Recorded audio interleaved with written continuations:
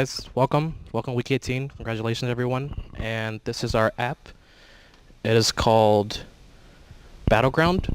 And what it essentially is a multiplayer app designed for mobile. And here is our team. Hello everyone, my name is Al Martinez. I was in charge of the back-end development. Hello everybody, my name is Adam. I help with the games. And my name's Eric. I was in charge of the user interface and the user experience. So what is BattleGround? BattleGround is a multi-platform, multifaceted, multiplayer game. And we're going to get into that as the presentation goes along. So why do we make this app? We made this app because modern mobile platforms game need to be updated badly. Mobile gaming is becoming, if not already, the most popular way of playing. According to Time Magazine, we're going to be increasing our usage in the United States or North America by 57% each year, in Europe by 47%, and 87% in Asia year over year, while platform games like Xbox or PlayStation are decreasing by 25% each year. The future of gaming is in part mobile. When we look at mobile gaming, what do we see? They're repetitive, they're outdated, and they're boring. And so this is how it essentially our app works. Okay, so when you open the app, you're greeted with this page, and basically it is a game feed of the activity on the app of who's played it before. You're also greeted with a login and create button. So if you click the create button, a prompt shows up where you will put a username as well as a password, and we ask that you confirm your password as well, just to avoid any human error. And on the front end, it actually makes it so if it's not equal, it won't go to the next page. And now I was going to talk about the back end for this portion. All right, so on the back end, so once the submit button's clicked, there's a event listener on it. Like Eric mentioned, it'll validate the password. It'll shoot it to the server.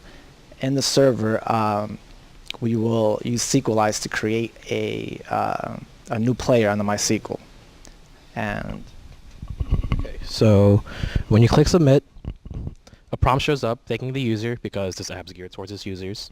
And as you click the login page, it redirects you to log in with your credentials. And I was going to talk about the back end of this. right, and so similar to like the create a new player, again, we take the values from the player name and the password, put it into a variable, create an object, send it to a server. In the server, we query MySQL, get the name of the user, and check if the password checks out. If it checks out, then we're redirected to we're sent back to the client side, and we're redirected to the game room. So on submit, you're greeted with the game portal, and what every element on here is basically a button. So the top icon is a button to bring you home. There's a view players page to see who's online, who's available to play. There's a leaderboard button that shows you who the top players are, who are the highest scores. And there is a chat. So when you click the chat, a live modal pops up with our chat, and it actually assigns your username as a username for the chat. If you click the view players button, there's a list of all the users that are online, and it allows you to send them a play request. Okay, and this app consists of a variety of games. We do it for the benefit because you can platform more games to be added on later. There's no level of repetitiveness because of the growing game base. And just to give you an idea of like exactly how it does, like we took a game, the first one you see with those nice Pokemon characters, we kind of redid rock, paper, scissors with it. What happens is once a user plays, it records the score into the MySQL database, and then on the leaderboard, it updates the 3 top players on the database. And that is basically what it does for the other 2 games that we have on in there as well. Okay. And the technology that we used on the front end, HTML, CSS, jQuery, JS, Materialize, Animate.css, and on the back end, we use Node, SQLize, MySQL Express, and Firebase.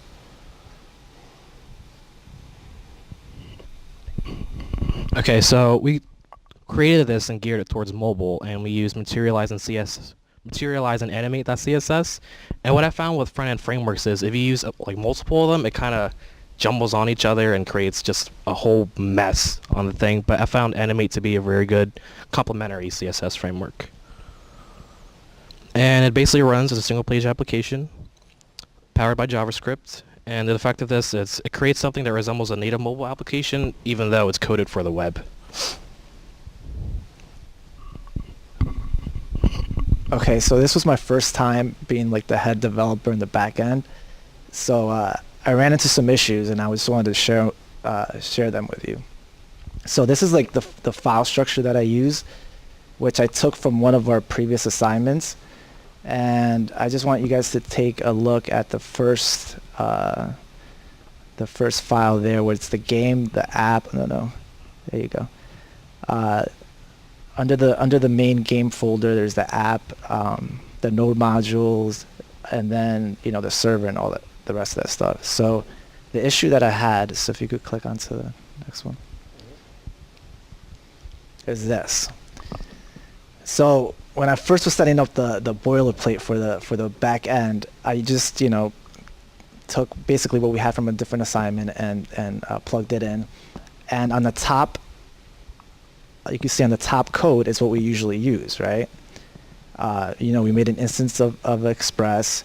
I made the public folder static, but when I went to go load my files, nothing worked. So I was stressed out. I couldn't figure it out, and everywhere I looked on the web and I looked on Stack Overflow, it had the same code as on top. Like that's what we use, right? All right. So apparently, I had the folders. The public folder wasn't on the same level as the server file, so that totally made everything work. So thank you, Quincy the God, for helping us out. Because just with a few clicks of the mouse, he was able to fix our app. Okay. The second 4-hour problem I had was okay. So once a player logged in, what I wanted to do is when we posted the information to the server, I wanted to redirect them to the game room, right? So I used this code where you can see after it validates the password and it goes to the promise, res.redirect, and then the route, which is, I don't know, I saw it online, I looked everywhere, and that's what the code they were using. But apparently, you can't redirect from a post, right? So I had to actually change the code to after it validated. I had to redirect it back to the front end, to the client side, and then from the client side, I was able to redirect to the game room. And that was, again, thank you, Quincy. Okay, and this brings us to where do we go from here. These are some ideas that we have to make it a better application in the future. We would like to incorporate Node Mailer, which would, when you log in, would actually send you an email of your authorization or your information when you create yourself as a new player. Hammer.js, it's a good front-end framework geared towards touchscreen devices. Passport.js, which allows like an easier type of sign-in, like for example, Facebook. And then finally Twilio, where you can use or send messages via text. And something I wanted to do was run all this through Apache Cordova, which basically takes HTML, CSS, and JavaScript and creates a native mobile application. The good thing about this is like it creates it for every single platform, which will increase your user base at the end of the day. And that is our presentation. Thank you for your time, guys.